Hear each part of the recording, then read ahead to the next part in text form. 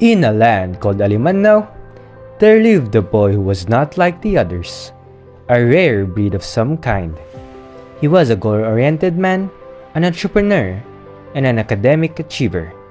He was a boy full of hopes and dreams, and it wasn't long until it is within his reach.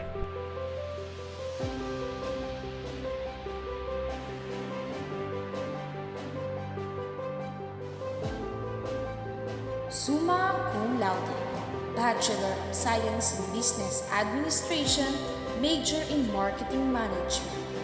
Aligen R. Gloria. One step closer to his goal as he strides towards the stage of life where we integrate ourselves into society. He'll face many hardships along the way, but nothing he can't handle. After all, he is within his own right a so-called prodigy. Within just a short period of time, the business he created had been gaining traction. Through various methods and networking, his hard work paid off. It's only a matter of time until his business becomes nationally known. It seems like his life is only uphill from here. Ah, yes, the joy of union, where two former strangers become best-friends due to the blinding force we call love.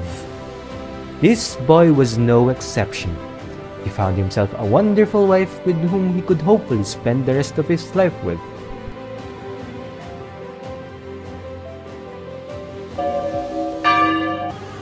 Aligen, do you take Annie to be your wife? Do you promise to be faithful to her in good times and in bad, in sickness and in health, to love her and to honor her all the days of your life? I do, Father. Annie, do you take Aligen to be your husband? Do you promise to be faithful to him in good times and in bad, in sickness and in health, to love him and to honor him all the days of your life? I do, Father.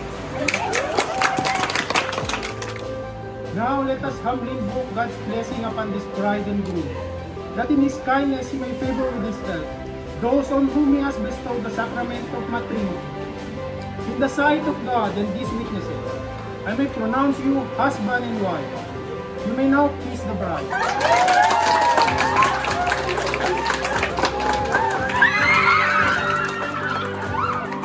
The boy had no shortage of money.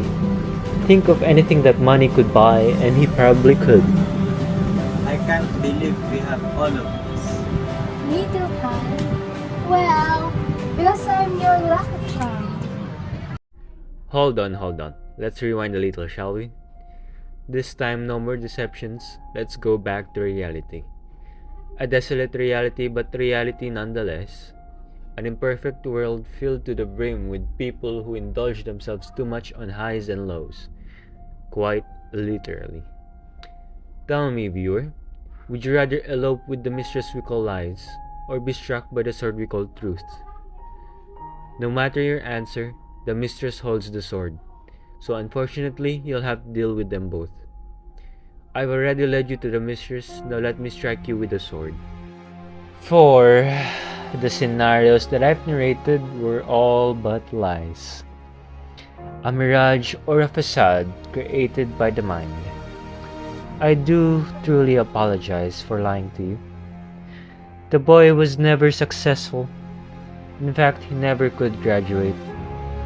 He lived a miserable life full of disappointment and broken dreams. Unable to cope up with this, he resorted to taking hallucinogens.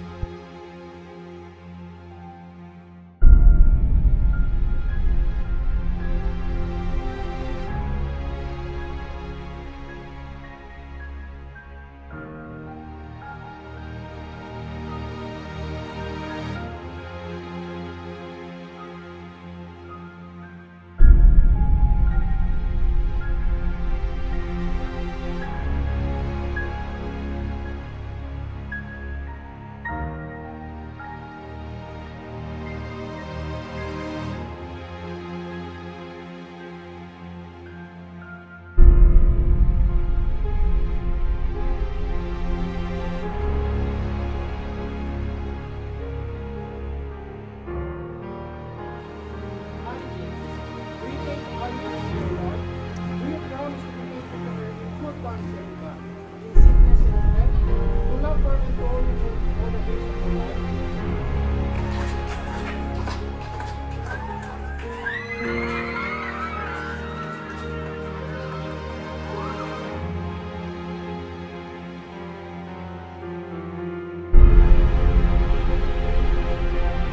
Life doesn't always go your way. I'm sure everyone knows that by now. But that doesn't excuse you from consuming legal drugs to bypass whatever negative emotions that you're feeling. This is the term that we call escapism. Drug addiction is never a good last resort. In fact, this shouldn't be a last resort at all.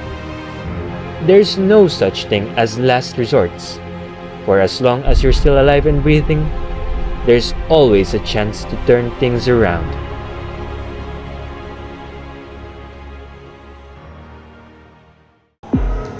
Droga, droga, droga. 5 letra. Isang hit-hit, isang tikim landas mo'y magdidilim.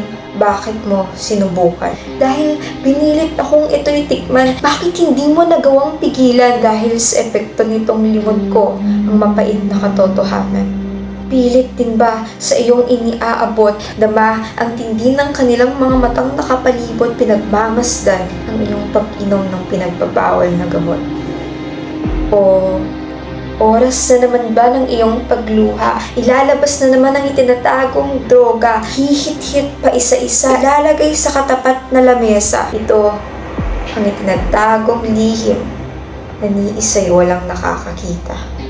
Ang nasabing droga ay maglalakbay sa iyong lalamunan. Unti-unting mararamdaman ang paglipad sa kalangitan. Ramdam ang saya, kalayaan, lutang. Mahihilot, mababaliw, manghihina, maninigas ang iyong mga katawan. Ito ba ang pinili mong solusyon para sa iyong kapalaran? Kung saan pinangungunahan ng kahinaan?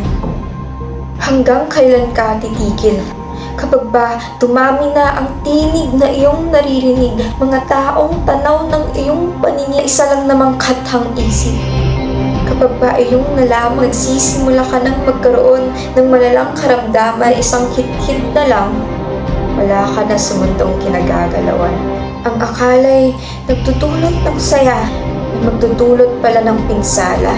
Ang tila malaya, unti-unti na palang pinagkakaitan ng hininga. Hindi nito magagawang solusyonan ang iyong problema. Tuturuan ka lang nitong maging luwag at maging mahina. Kaya't umahon ka, harapin ang bawat dilema. Marami ng buhay ang nasira. Marami ng buhay ang nawala. May pag-asa pa ba kung sa droga ay lulong na? Kabataan, dapat tayong manindigan, ating piliin ang tamang daan, kasi paano tayo magiging pag-asa ng bayan kung tayo ay magpapabiktima sa maling kapalaran.